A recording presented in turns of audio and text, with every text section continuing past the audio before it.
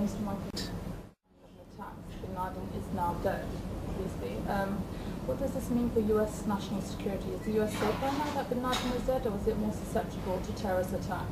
I don't want to at all denigrate the success in killing Osama bin Laden. I think it was very important. I think he was a very talented man, and certainly what they've leaked about him shows he was still in command of, basically Afghanistan. They're now in Yemen, Somalia, Iraq,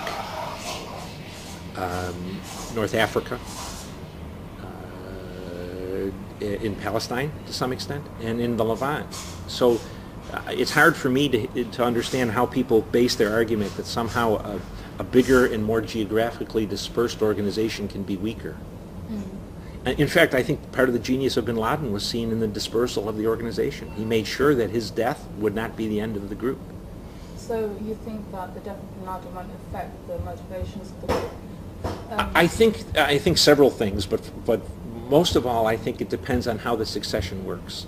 Ayman Zawahiri is not the most popular man in Al-Qaeda. He's, although the information we have about him is dated, he's a very abrasive, avuncular man who never ceases to remind people that he's an Egyptian and they've been there for 4,000 years. That said, there is a talented group of people to follow bin Laden eventually. Abu Yahya al-Libi is a very talented man, well-credentialed as an Islamic scholar. The leader in the Arab Peninsula, Abu Ayashi, is a very, very talented man as both a fighter and a politician. So I think it's a mistake to assume that bin Laden was, his death ends the problem. In fact, the recruiting sergeants for Al-Qaeda are David Cameron, Osama bin Laden, or Barack Obama, Nicolas Sarkozy. That's the recruiting mechanism for Al-Qaeda, because they stick to foreign policies that alienate so much of the Muslim world. Absolutely. But in terms of what has been achieved by the killing of Osama bin Laden, what do you think has been achieved? I think what's been achieved is substantively the removal of a very talented individual who was focusing his efforts on the United States, and a man who articulated, whether we like to agree or not, or whether we agree with Al-Qaeda's military action, he articulated the position of what the polling shows to be 80% of the Muslim world. They regard Western foreign policy as an attack on their faith and on their brethren. That doesn't mean that all of those people are going to pick up guns. But we're in such a state of denial in the West about why we're being attacked that I don't know how this is going to end up, but I think it can only get worse. I mean, Osama bin Laden was not exactly the epitome of Islam or Muslims. He wasn't a representative of mainstream Islam in any way. I mean, if we read the Quran, it says that you should not kill. Yeah. It says the same in the Torah, it says the same in the Bible. So he's definitely not an... He's not a mainstream Muslim, but he's not a renegade either. You know, he's a very clearly falls within the Salafi camp of Islam. And although that's not the mainstream, it is a growing sect, and it is a sect which, as I understand, is very respected for its asceticism and for its devotion to the Prophet and to the Quran. I think that's the other point I would make, is that the West has become so ignorant of its own history that we forget that any religion historically that feels itself under attack or cornered responds violently. Not just Islam. The Catholic Church, the Protestant churches, the Jewish community. It's just part of the way people work. And was bin Laden a representative of Islam whole? No. But he was a representative of grievances, the personification of them. And someone, when no Muslim government is willing to stand up, who was willing not only to stand up but to strike a blow for what he believed in. So I think he was a very important figure. But in many ways, this example of Osama bin Laden, this demonization of this individual, and in many ways the religion, it really affected and hindered the perception of Muslims, particularly within Europe. I mean, there's this growing idea, and there's this growing idea of Islamophobia now as a result of 9/11, and these ideas of Muslims as terrorists. What Yeah. do you think of them? Again, I think those are primarily generated by two things. First, the leaders of the West harping constantly on the hatred for freedom and liberty and gender equality and all that kind of stuff that doesn't, it makes no sense. You know, just no common sense. How many Muslims are there in the world that are going to blow themselves up because my daughters go to university? 3, 4, not even a nuisance. But they've misidentified the motivation of the people who are fighting us, and they've really demonized. If they're, you know, you can understand demonizing bin Laden. He's an enemy. You demonize your enemies. But I'm not sure the Western politicians have a handle on how badly they've disturbed the social balance in Europe and the United States, increasingly in the United States. Exactly. I mean, it's had an enormous effect, particularly in Europe. We've seen growing legislations in Switzerland, in Yes. France. So it's had a very detrimental effect on the way Muslims are perceived. It has indeed. And also the fact that it's stretched on for so long. You know, I think the next problem is going to be under Mr. Obama, Mr. Cameron, Mr. Sarkozy, especially Mrs. Clinton, that the Muslim world will perceive a cultural war against them. If you read what Mr. Obama said last week and what he and Cameron said this week, they're going to tell the Muslim world how to treat women, how to hold elections, how to allow religious freedom. They sound like they're out bushing Bush, you know. And so I think it's funny because so many people, at least in my country, in the United States, they write that Muslims are trying to impose their culture on us. And it's just the opposite. The cultural war is being waged against, look at Afghanistan. We're trying to tell the Afghans that they have to have so many seats in parliament for women, that they can't have tribal cultures anymore, that it's an insane thing. You know, when you decide to go to war for your values, and you're going to fight a people who don't share those and don't want them, you're going to have to kill an enormous number of people.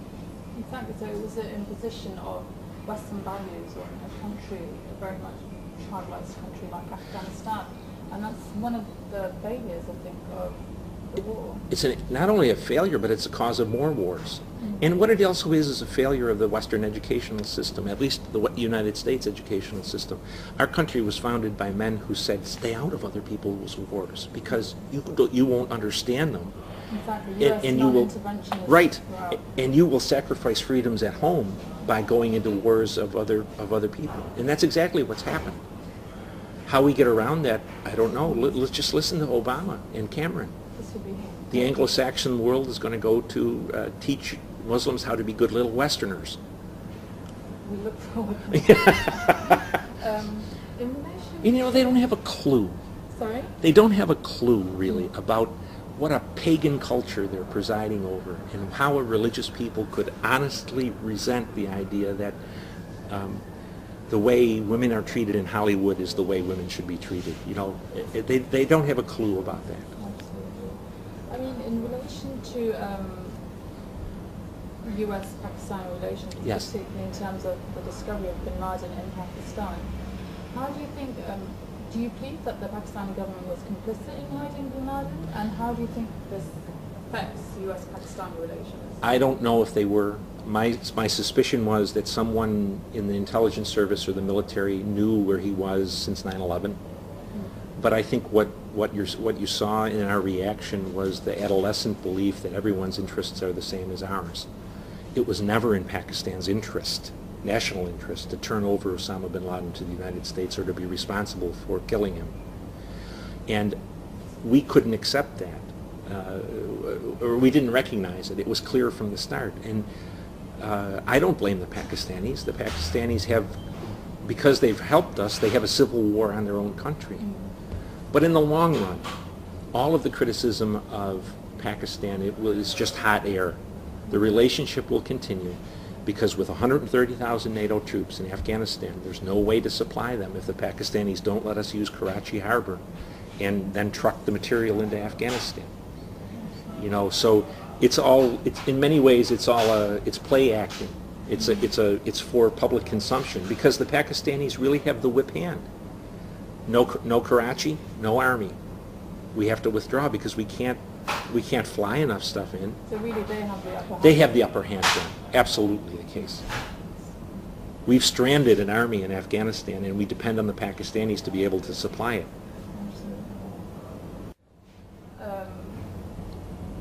There's been a lot of speculation that he was armed, he wasn't armed Yeah. at the time of the killing. Can you talk to us a bit about that, and to what extent do you think the US operation defied the rule of law?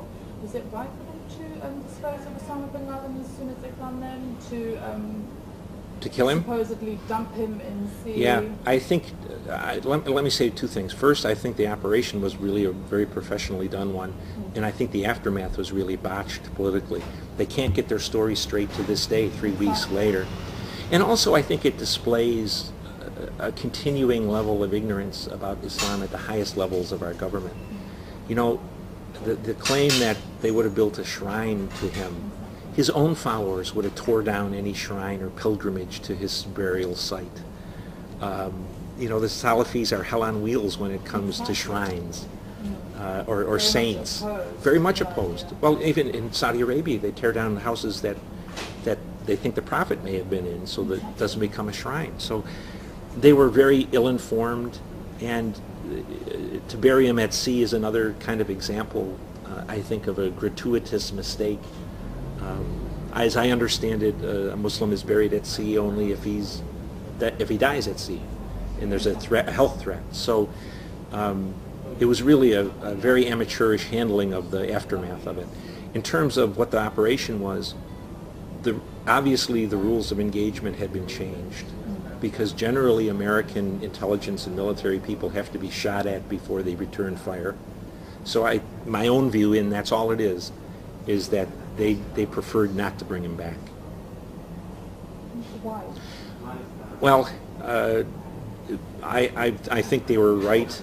We didn't want him speaking in a courtroom, whether a military court or a civil court, to the Muslim world. He was going to be convicted no matter what court he was in, and he was going to become, in some ways, more of a martyr than he was now. And also, the United States of America has proven it doesn't know how to handle prisoners of war. So, had we brought him back to this country, to America, the American Civil Liberties Union and other kind of groups on the left would have been arguing for a trial or his release or something. So I think, because we are in so many ways incapable of acting as adults, that probably they decided that was the best thing to do. Right, dispose of them. Well, not dispose of the body, dispose but of not bring him back alive. Absolutely. Yeah. In relation to the recent Arab Spring that has involved the Middle East and Yes. North Africa, what is your opinion? To what extent will these revolutions pave a way for democratic nation states? And do you think this is possible? I think democracy is possible everywhere, but I don't think it can be imposed, and I don't think it comes immediately. Had Americans known their own history, George Bush's argument that we could democratize Iraq would have been laughed out of court, but we don't know our own history. America has been at this with Britain for 800 years. We don't have it perfect yet, and to expect it to be duplicated in a country, in places where fundamentally there's not a difference between church and state is really a silly notion. I also think that the Western media, when they were in Tahrir Square, for example, maybe in total they talked to 200 Egyptians, well-groomed, educated, English-speaking, pro-Western, pro-democracy. And then they read their Facebooks and their Twitters, and they extrapolated that sample to 85 million Egyptians. That's definitely not representative. It's worse than polling. I mean, polling isn't great all the time, but this is ridiculous. The journalists became cheerleaders. And to me, to expect a Muslim nation to reach out for a foreign ideology that many of them consider irreligious or even pagan is kind of counterintuitive. I don't think that you're going to have Osama bin Laden or an extreme version of the Muslim Brotherhood, but the one thing that I think polling does show is that Muslims, men and women, militants and non-militants, old and young, want some measure of Sharia within their governmental organization. And to expect that not to be the case, I think, is crazy. I'm not sure if that's the case with every Muslim country or Middle Eastern country. There should definitely be a difference between government and your religion. It should be separated in that sense. Well, I think there is people who believe that, but I think there's also people who believe that Islam is the foundation of law and government, and I don't think that's a bad thing. It was that way in the West forever. And are we better off without it? Look around. I'm not sure. But whatever happens is not going to be what Obama and Mrs. Clinton and Sarkozy and Cameron expect. And what are they going to do then? They didn't like the dictators. And what if you get a government that's half Muslim Brotherhood, half democratic, and part military? Are we going to go and ruin that government then until we get the right one? That was my next question in terms of the vacuum of power. Yeah. That's now left. Do you think there's a mounting fear that Islamist groups will try to fill this void? Do you think this is possible? Without a doubt. I think it's really been extraordinary to watch. Let me start. For 30 years, Western foreign policy in the Muslim world depended on the maintenance of tyranny for access to oil, to protect the Israelis, and so the tyrants would clamp down on the Islamists and kill them or incarcerate them. We're now in the really odd position of watching the West cheerlead for the destruction of its policy with nothing else to go to. In common sense, I think, or history at least, shows that in places where there is chaos, uncertainty, worries, just anarchy, the people with the greatest advantage are people with organization. And whether it's the Muslim Brotherhood, whether it's Al-Qaeda, whether it's Ennahda in Tunisia, they do have organization, and so they will have a part to play in the political process, and maybe a big one simply because in Egypt, clearly Mr. El-Baradei doesn't have an organization. He has some supporters, he has some media, but he doesn't have a 50-year-old organization supporting him. So I think chaos always favors the organized. And it doesn't matter whether this is religiously inspired or no, inspired by Western. I'm sure there are groups, non-Islamist groups in the Muslim world who are also well organized. But to me, the groups that reflect the culture most genuinely and are well organized have the advantage. Because, like you said, when we saw the uprisings in the interviews, it was a very small sample. Extraordinary. So that's not really representative of the needs and the desires behind those revolutions. So in all the talk about the social media, I think in Egypt 57% of the people are illiterate. So how do you know what they're thinking? I think the question is, will the governing elite of the United States be willing to work with them? And I have my doubts, because they equate Islamist with terrorist.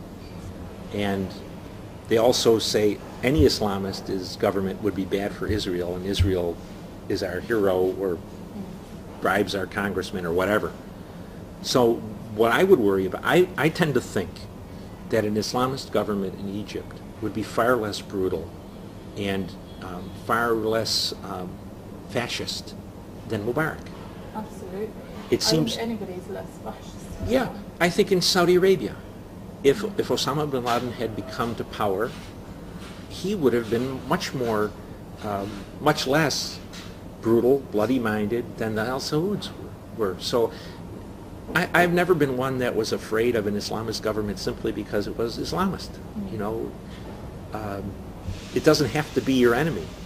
I think it's going to take time to become a friend, because we're not going to be trusted because of the way our policies have unfolded over the past half century. Obviously, there's a growing mistrust amongst Muslims in the region towards Western policy. Absolutely. If Muslims were listening to Mr. Obama this week, he sounds more Bush than Bush, except he says that he's better spoken and he's probably a little smarter. But he called for regime change in 6 countries. You know, Bahrain, Yemen, Palestine, Syria, Libya, and Iran. You know, if Bush had made that speech and then come to London, he would have been stoned. Absolutely. But Obama, because he's this nice, bright, you know, articulate man, was treated as some kind of a conquering hero. What's the future of Israel in the region now with the ongoing revolution? It's a very interesting thing to watch, because as they cheer the destruction of first Saddam and then Mubarak, what they've done, what the West has done, is take the outer shields away from Israel. Mubarak kept the border with Gaza closed. He was willing to kill Egyptians who wanted to go in to help the Palestinians. The border is now open. And as long as Saddam was in power, Saddam was, he diddled around with the Palestinians and he paid off martyrs' families and all of that. But the real hardcore Salafi jihadis, he kept out of the Levant. Once we shattered Saddam, we have now a greater presence of the Salafis and Al-Qaeda in Jordan, in Syria, in northern Lebanon, if the Israelis are telling the truth, in Palestine. So I would think that what the neoconservatives have done, what the Jewish leaders of the United States have done, is really endanger the security of Israel. Because ultimately, you might be able to intimidate Assad with a nuclear weapon, but you can't stop border infiltration.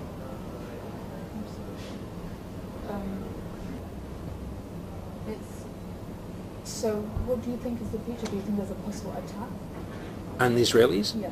I think they'll have increasing problems with border control. I think that demonstration on the Syrian border is an evidence of what's going to come. My own view is Israel is of no value to the United States, economically, materially, but then again, neither is Palestine. This is a problem of the region. The Israelis and the Arabs have to work this out one way or another. It's not in the United States' interest to become involved in either side. Why not let, Obama talks and Bush talked a lot about self-determination. Sometimes self-determination, like Mao said, comes out of the barrel of a gun. And ultimately, we're not going to stop this problem. So you don't think there's a need for American intervention? No. I think, indeed, my own view is that for both the Palestinians and the Israelis, the Americans are what keeps this going in some ways, because they know the Americans will always step in if anybody goes too far. If that wasn't there, maybe they would have to act like adults and try to settle the problem. Or they might fight it out to the death. Either way, it's not an effect on the United States. If Israel disappears tomorrow, if Palestine disappears tomorrow, or they both disappear, there's no impact on American life here. I mean, if there's no impact on American life, why is there ongoing, there's a supposed special relationship between the two countries? I think it's mostly and corruption. This obviously affects Muslim opinion across the region. Absolutely. When Obama was here preaching all of this good stuff for the Muslim world, Netanyahu was talking to a joint session of Congress and they gave him 29 standing ovations. And while Obama was speaking, Al Jazeera and Al Arabiya were televising Netanyahu's speech to the Muslim world. What's the ordinary person going to think? That no matter what Obama says, they're going to side with Israel every time. So I think it's a terrible. Look at how they've demonized Turkey. Turkey, who has been a far more important, a far more cooperative ally than the Israelis ever have been, because of that flotilla thing, the American media is demonizing the Turks now. Absolutely. I mean, in terms of Turkey, what do you think the role of Turkey would be with the recent uprisings? Do you think it can play a big role? I frankly don't know. Model? I don't know enough about Turkey. I tend to think that while bin Laden was alive, Turkey was one of his worst nightmares. An Islamic country maintaining its faith and yet executing a democratic system. So I think he was probably more afraid of the Turkish model than any other thing that we could dream up. How it goes over the longer term, I think young Muslims will be affected, whether they're in Turkey or America or Canada, by the impact of Western foreign policy. In Turkey especially, because it is the most democratic country in the region, has to respect the views of its people.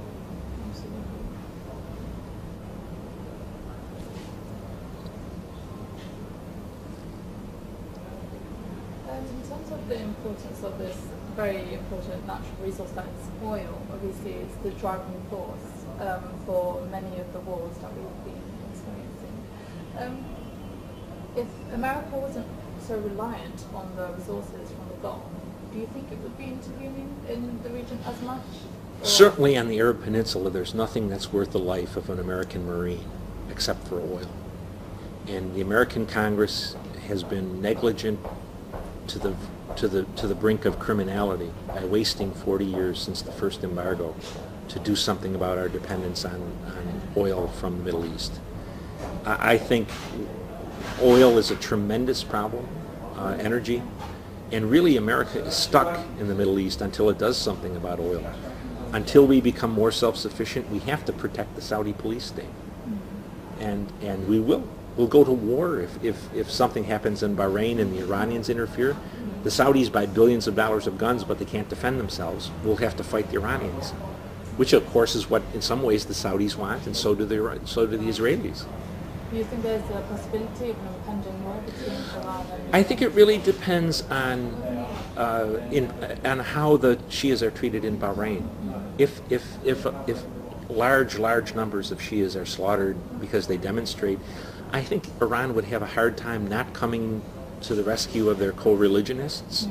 And if they do, the pressure on the United States and the interests of our oil, and also the Saudis buy a lot of our debt, I think we'll go and defend them.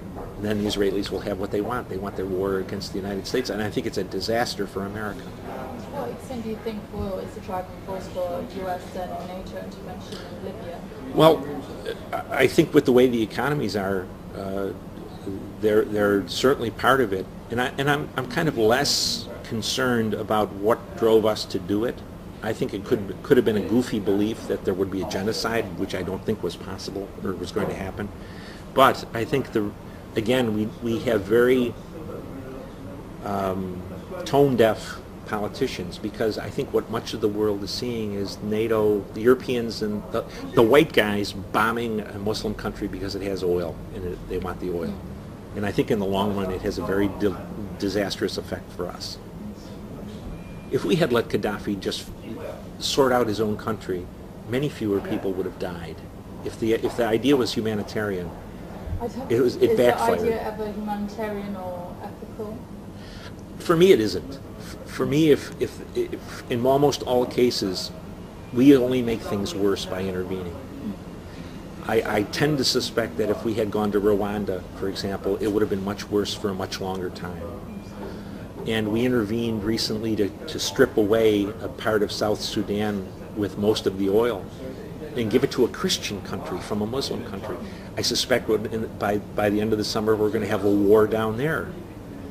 So intervening for humanitarian reasons, it makes your heart feel good, but it's so detrimental both to the people you try to help and to yourself. Certainly more aggressive and more dictating than Bush in terms of how Muslims should behave. Maybe a bit less, for a while, a bit less militarily oriented. But I have to think that the region thinks, well, geez, what interest was there of the United States in Libya? You know, there was a hesitation at first to intervene. Yeah, but in a correct one. There's no U.S. interest at stake in Libya. But it must have been, at the end of the day, oil or some other thing that was persuading those people to decide to join the Brits and the French. I mean, so you think it pretty much follows on from the style of Bush? I think there's no difference between the two parties in terms of foreign policy in the Middle East. They're not going to do anything about oil. They're going to support the Israelis no matter what the Israelis do. And we're going to continue this democracy mongering, crusading for democracy, no matter who's in power, whether it's Republicans or Democrats, until something happens that hurts the United States so badly that the people at the grassroots level are going to say, what are you doing? And I'm old and I guess cynical, but I'm beginning to believe that nothing changes in America without a calamity.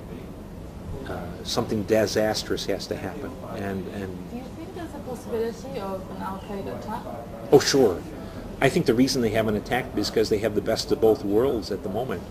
They're not attacking, which would unite the American population, but they're defeating or helping to defeat two American field armies. You know, we're going to pull out of Iraq, we're going to pull out of Afghanistan, and the politicians will dress it up as a victory for the American people. But in the Muslim world, much of the Muslim world is going to say, the second superpower got beaten by people with weapons from the Korean War. How is this possible? And it's going to have a galvanizing effect on the young men of this generation, just as it did when they beat the Soviets on bin Laden's generation. It's a very dangerous thing, and the one thing that's never discussed is what the perception of the Muslim world will be when we run away from Afghanistan with no victory at all. What do you think?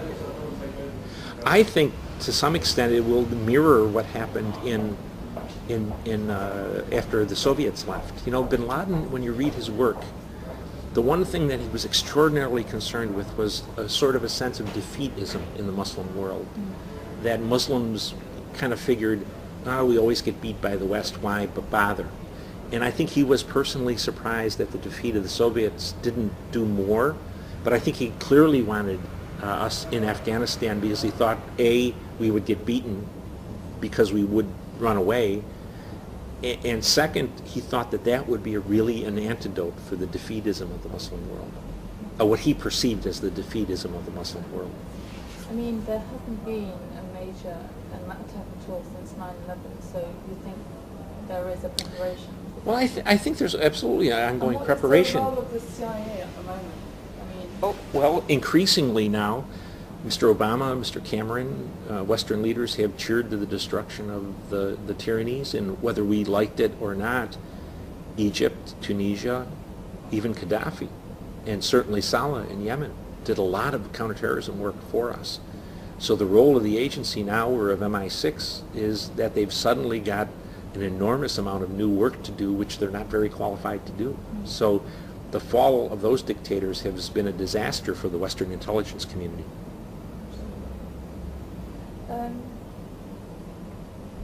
That's an interesting thing, because many of these people have actually worked for the intelligence to help intelligence. Yes, within the region. very much. We had a common interest against bin Laden, Mubarak, Saleh, the rest of them. And it's a funny thing, but there doesn't seem to be any reflection in American politicians about what you're doing by cheering the destruction of these people. I don't think we should have supported it.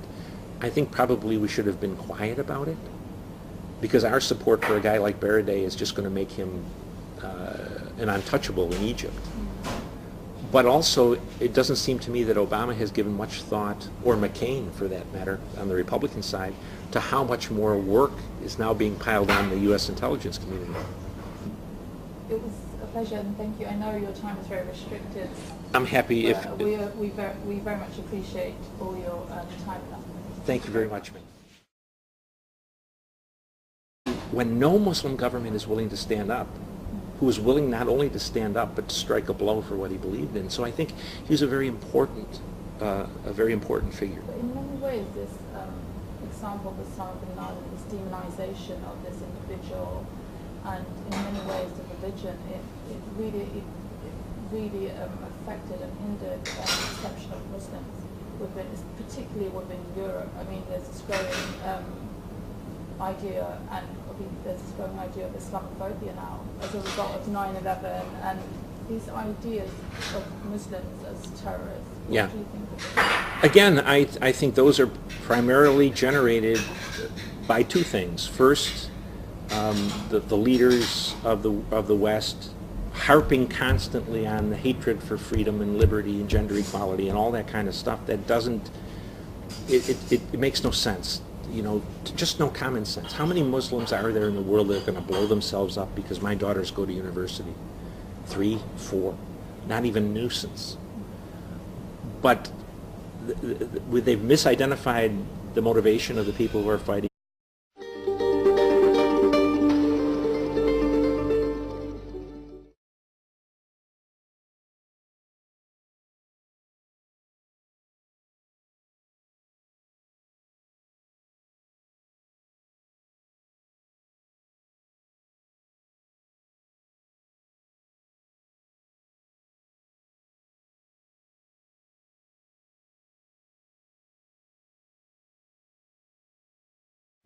Mr. Michael, attacks, Bin Laden is now dead, obviously. What does this mean for U.S. national security? Is the U.S. safer now that Bin Laden is dead, or was it more susceptible to terrorist attacks? I don't want to at all denigrate the success in killing Osama bin Laden. I think it was very important. I think he was a very talented man, and certainly what they've leaked about him shows he was still in command of it, basically Afghanistan. They're now in Yemen, Somalia, Iraq, North Africa, in Palestine to some extent, and in the Levant. So it's hard for me to understand. Mainstream Islam in any way. I mean, if we read the Quran, it says that you should not kill. Yeah. It says the same in the Torah, it says the same in the Bible. So he's definitely not an... He's not a mainstream Muslim, but he's not a renegade either. You know, No, he's a very clearly falls within the Salafi camp of Islam. And although that's not the mainstream, it is a growing sect, and it is a sect which, as I understand, is very respected for its asceticism and for its devotion to the Prophet and to the Quran. I think that's the other point I would make, is that the West has become so ignorant of its own history that we forget that any religion historically that feels itself under attack or cornered responds violently. Not just Islam. The Catholic Church, the Protestant churches, the Israeli, the Jewish community. It's just part of the way people work. And was bin Laden a representative of Islam whole? No. But he was a representative of grievances, the personification of them. And someone, Obama, Nicolas Sarkozy, that's the recruiting mechanism for Al-Qaeda, because they stick to foreign policies that alienate so much of the Muslim world. Absolutely. But in terms of what has been achieved by the killing of Osama bin Laden, what do you think has been achieved? I think what's been achieved is substantively the removal of a very talented individual who was focusing his efforts on the United States, and a man who articulated, whether we like to agree or not, or whether we agree with Al-Qaeda's military action, he articulated the position of what the polling shows to be 80% of the Muslim world. They regard Western foreign policy as an attack on their faith and on their brethren. That doesn't mean that all of those people are going to pick up guns. But we're in such a state of denial in the West about why we're being attacked that I don't know how this is going to end up, but I think it can only get worse. I mean, Osama bin Laden was not exactly the epitome of Islam or Muslims. He wasn't a representative of many. And how people base their argument that somehow a bigger and more geographically dispersed organization can be weaker. In fact, I think part of the genius of bin Laden was seen in the dispersal of the organization. He made sure that his death would not be the end of the group. So you think that the death of bin Laden won't affect the motivations of the group? I think several things, but most of all, I think it depends on how the succession works. Ayman Zawahiri is not the most popular man in Al-Qaeda. He's, although the information we have about him is dated, he's a very abrasive, avuncular man who never ceases to remind people that he's an Egyptian and they've been there for 4,000 years. That said, there is a talented group of people to follow bin Laden eventually. Abu Yahya al-Libi is a very talented man, well-credentialed as an Islamic scholar. The leader in the Arab Peninsula, Abu Ayyashi, is a very, very talented man as both a fighter and a politician. So I think it's a mistake to assume that bin Laden was, his death ends the problem. In fact, the recruiting sergeants for Al-Qaeda are David Cameron, Osama bin Laden, or Barack